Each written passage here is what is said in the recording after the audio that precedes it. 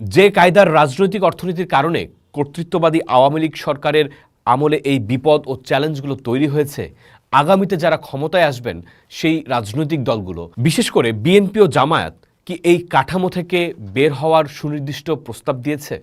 সেই প্রস্তাব ছাড়া এই পুরনো বন্দোবস্ত কিভাবে বদলাবে? দীর্ঘ ১৫ বছরের আওয়ামী শাসনে উন্নয়নের আড়ালে বাংলাদেশের জাতীয় সম্পদ পরিকল্পিতভাবে লুণ্ঠন করা হয়েছে। আমাদের শোনানো হয়েছিল উদীয়মান টাইগার ইকোনমির গল্প, কিন্তু বড় বড় মেগা প্রকল্পের চাকচিক্যের আড়ালে লুকিয়েছিল চোরতন্ত্র, অর্থাৎ চুরি করার এক প্রাতিষ্ঠানিক ব্যবস্থা। এই চোরতন্ত্রের কাঠামো বাংলাদেশের বর্তমান ও ভবিষ্যৎ রাজনৈতিক অর্থনীতিকে ফেলেছে বিপদে। আওয়ামী শাসনামলে বাংলাদেশে আর্থসামাজিক ক্ষতি কি ঘটেছে? প্রথমে আসি ব্যাংকিং খাতে। আওয়ামী লীগ শাসনামলের দুর্নীতির কেন্দ্রবিন্দু ছিল ব্যাংকিং খাত। ব্যাংকিং সেক্টরকে শাসক গোষ্ঠীর ব্যক্তিগত লকারে পরিণত করা হয়েছিল।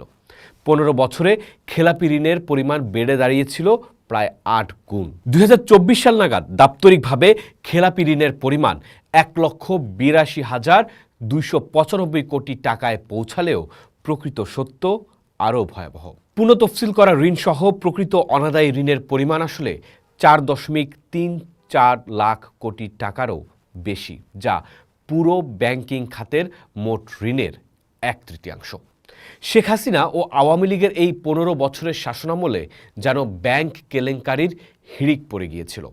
হলমার্ক থেকে বিসমিল্লা গ্রুপ কিংবা বেসিক ব্যাংক, সব ক্ষেত্রেই প্রভাবশালীরা হাজার হাজার কোটি টাকা লোপাট করে পার পেয়ে গেছেন।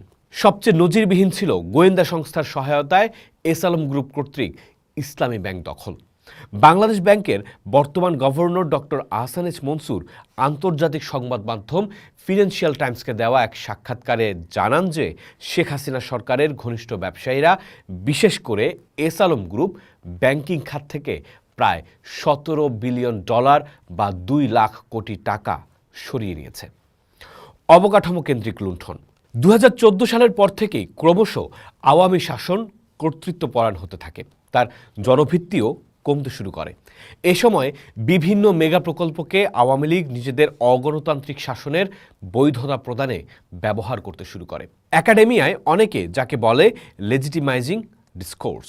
তবে ২০২৪ সালের শ্বেতপত্র বা হোয়াইট পেপার বলছে এই অবকাঠামো ছিল সম্পদ পাচারের অন্যতম প্রধান মাধ্যম। মোট বিনিয়োগের প্রায় ২৩ থেকে ৪০%, অর্থাৎ ১৪ থেকে ২৪ বিলিয়ন ডলার দুর্নীতি, রাজনৈতিক চাঁদাবাজি এবং প্রকল্প ব্যয় অস্বাভাবিকভাবে বৃদ্ধির মাধ্যমে অপচয় বা লোপাট করা হয়েছে।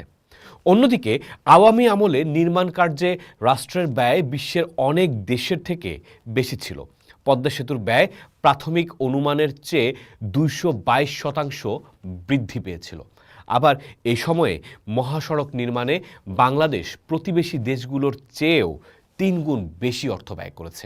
মেগা প্রজেক্ট কেন্দ্রিক এই উন্নয়ন মাদকতা দেশের উপর এক বিশাল ঋণের বোঝা চাপিয়ে দিয়েছিল।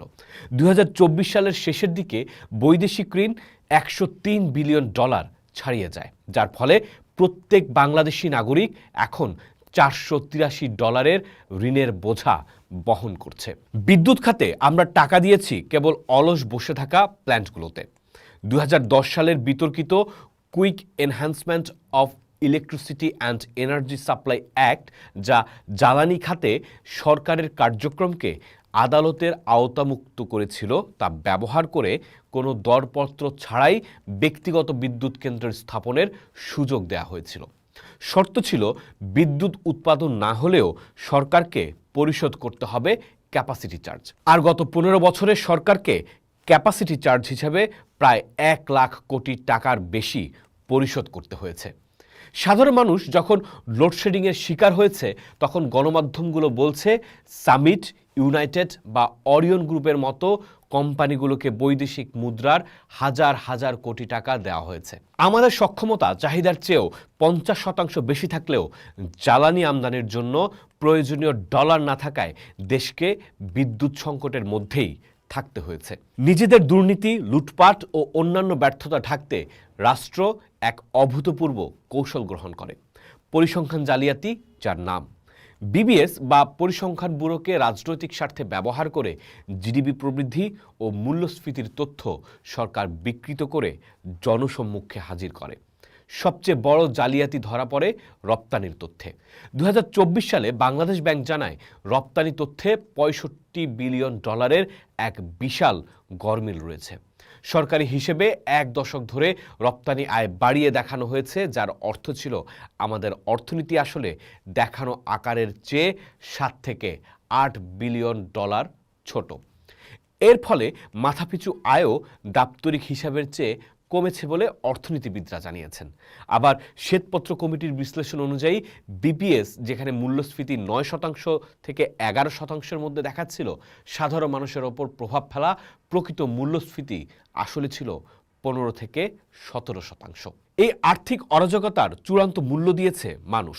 ওয়ার্ল্ড ইনইকুয়ালিটি ল্যাবের প্রকাশিত তথ্য অনুযায়ী বর্তমানে বাংলাদেশের মোট সম্পদের প্রায় 24% নিয়ন্ত্রণ করছে শীর্ষ 1% ধনী, যেখানে সবথেকে কম সম্পদশালী 50% মানুষের হাতে রয়েছে মাত্র 4.7% সম্পদ। কোটিপতির সংখ্যা বাড়ার পাশাপাশি জন্ম নিয়েছে এক বড় নতুন দরিদ্র শ্রেণী। বিশ্বব্যাংকের বিভিন্ন গবেষণা অনুযায়ী কোভিড-19 মহামারীর প্রভাবে নগর এলাকার এমন একটি শ্রেণীর উদ্ভব হয়েছে যারা আগে দারিদ্র্যসীমার সামান্য উপরে ছিল, কিন্তু কোনো আর্থিক সঞ্চয় বা সুরক্ষা না থাকায় মূল্যস্ফীতি ও সংকটের মুখে পুনরায় দারিদ্র্যের শিকার হয়েছে।